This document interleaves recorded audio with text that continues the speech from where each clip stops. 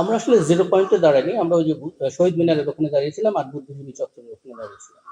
যাই হোক, এবং ওখানে তিনজন দাঁড়িয়েছিলাম বলতে এখানে একটা ভুল বোঝাবুঝির একটু অবকাশ আছে। সেটা হচ্ছে যে অনেকেই বলেছেন যে এই তিনজনই কি বিবেকবান বা এই তিনজনই কি মানুষ শিক্ষকদের মধ্যে, কথাটা আসলে সেরকম না।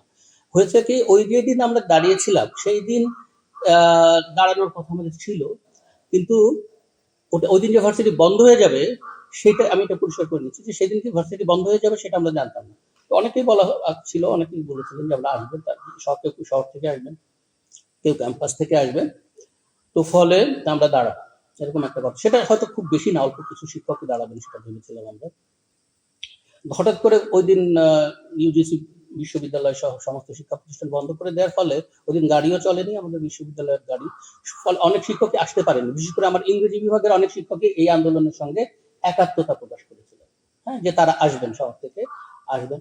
তো রাতে যখন এই ঘোষণা এলো তখন আমি ভাবলাম যে তাহলে বোধহয়, আমি ধরে নিলাম যে তাহলে তো আর কালকে দাঁড়ানো হচ্ছে না, যেহেতু এই বিশ্ববিদ্যালয় বন্ধ করে দিয়েছে আর চট্টগ্রাম বিশ্ববিদ্যালয় ক্যাম্পাসে গুটিগত লোকজন আছেন আমরা, তো এরকম সম্ভাবনা।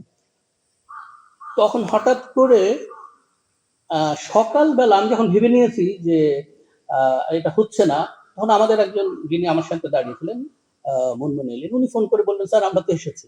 আমি তখন একটু অবাকই হয়ে গেলাম যে আচ্ছা আমরা তাহলে এসেছেন। তারপরে আমি ওর সাথে আমি বললাম তাহলে আমি আসি।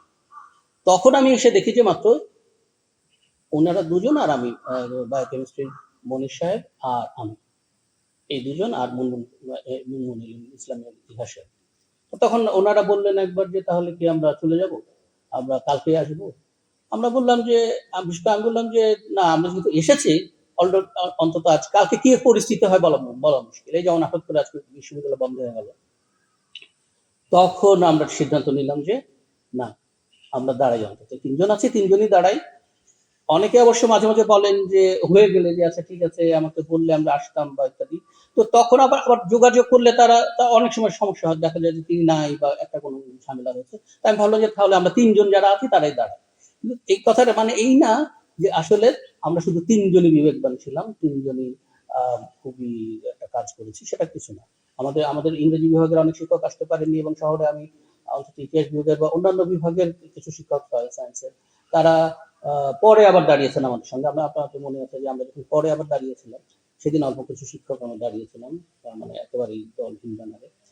তো তখন আর আপনি যেটা বলেছেন যে সেখানে কি চিন্তা ভাবনা ছিল, তো একটা অস্থিরতার সময়, অনিশ্চয়তার সময় আমরা ভাবছিলাম যে আমাদের সঙ্গে কারা আছেন, কারা এই দাবিটা সমর্থন করছেন, এবং এই দাবিটা মানে দেখা যাচ্ছে যে ছাত্ররা একেবারে যান প্রাণ দিয়ে লড়ছে রাস্তায়, আমরা শিক্ষকরা বেশ নিরাপদ অবস্থানে বসে। আমাদেরও একটা দাবি কিন্তু আপনার চলছিল, আপনারা জানেন যে পেনশন স্কিমটা নিয়ে একটা দাবি চলছিল।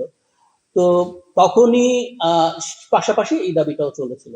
তখনই আমরা অনেকেই বলছিলাম যে আসলে তাহলে কি আমরা ছাত্রদের এই দাবিটা নিয়ে কোনো কথা বলবো না, নাকি কোটা আন্দোলনের যে দাবি, বিশেষ করে যেখানে তারা রাস্তায় নেমে গেছেন এবং নানা নির্যাতনের শিকার হচ্ছেন, এবং তার কিছুদিন পরে তো একেবারে গুলিরই সম্মুখীন হতে হলো, তাদের মারা যেতে হলো, নিহত হতে হলো।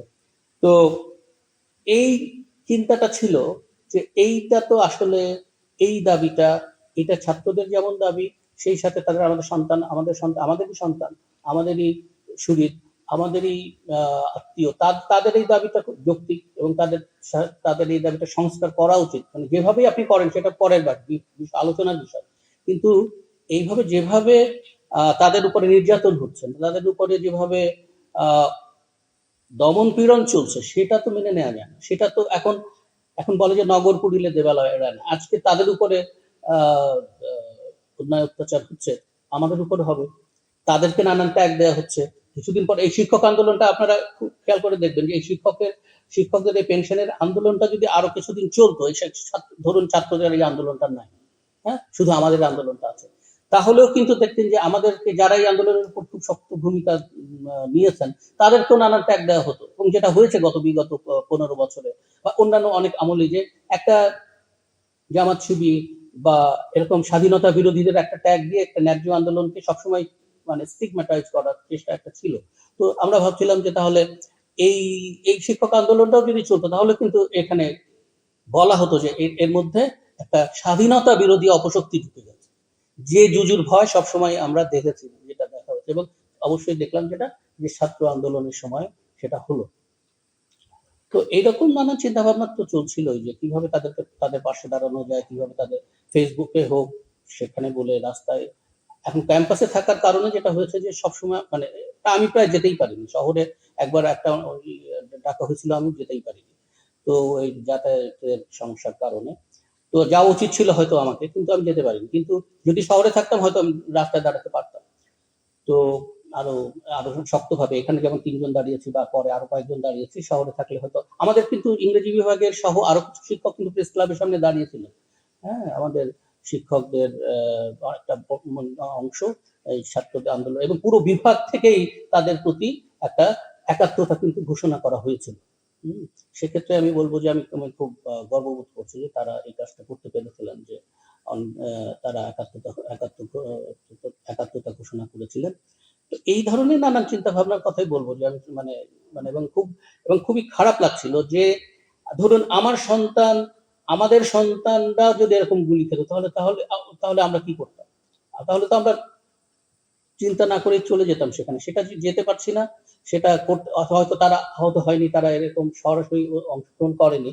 কিন্তু তাদের জন্য কিছু করার যতটুকু পারা গেছে সেটুকু করার চেষ্টা করেছি। এটা অনেকেই বলবে যে না, এটা যথেষ্ট না। সেটা ঠিক আছে, আমরা আরো করতে পারতাম হয়তো, কিন্তু করতে পারি।